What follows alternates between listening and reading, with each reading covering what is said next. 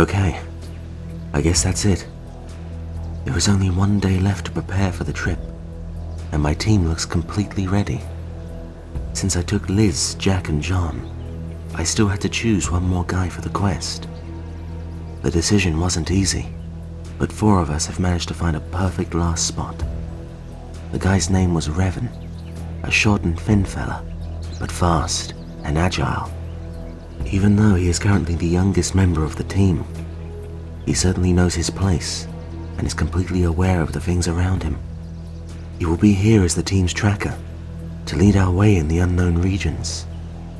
I guess that he is now the most important member of the team, because if we lose him, we will literally lose ourselves. Luckily, I've seen his fighting skills in the last battle, and this guy really knows his stuff. His dual short blade style, quick and deadly, killed dozens of the intruders, and he didn't even look tired after it.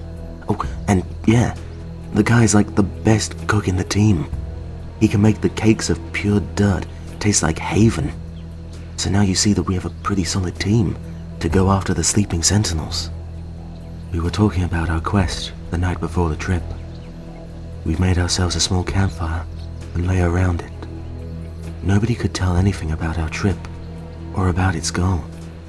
It was obvious that we were completely clueless, but we felt no fear. This has to be done, and it will be done. That's all we need to know. General Beastmaster and Drow Ranger have joined our small party to share some thoughts and check if we need something. They also couldn't tell us too much, not because they were not allowed, but because they did not know what to tell. However, we have all agreed that the success of this quest is our first priority, and that these sleeping sentries are what we need to stand a chance in this war. Beastmaster told us a few stories about the monsters and creatures from the ancient times. In our capital city, there is a library with hundreds of pictures and paintings showing the moments from the old battles. Since nobody was there except the Beastmaster, he had to tell us about them. Some of the paintings were showing the mountains coming alive, stone giants fighting versus the creatures of darkness and shadows. Others were showing the trees coming to life to fight the skeletal monsters that could rain fire from their bows. There was also a water creature that would turn into water to protect them from the fire. Other pictures were showing some distant and corrupted lands where only the dead could walk. Necromancers and other dark mages were using those energies to become even more powerful. But those were the ancient times, and the evil was defeated back then, but at a great cost. Drow Ranger was brave enough to conclude and speak our minds. Those creatures and Dark Lords are back. They are smarter now, and they won't make the same mistake twice. The last attack was said to merely test our defenses and show us that they are not afraid of dying.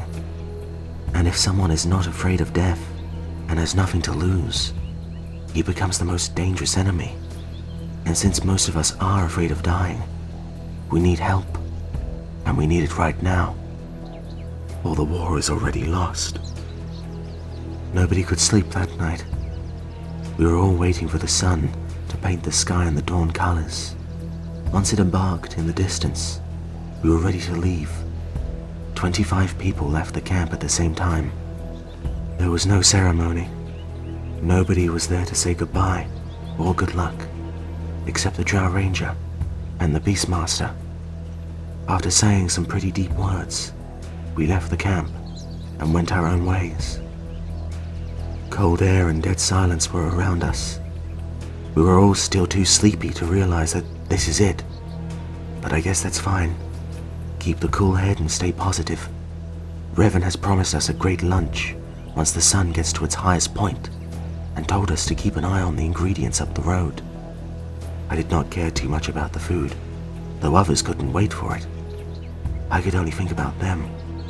I could only think about the other people in our camp, about my brother and sister and my family back at my place. While looking in the forest to rest my eyes, I swear I could see our general, Prophet, standing in the distance and greeting us. We now need all the luck that we can get.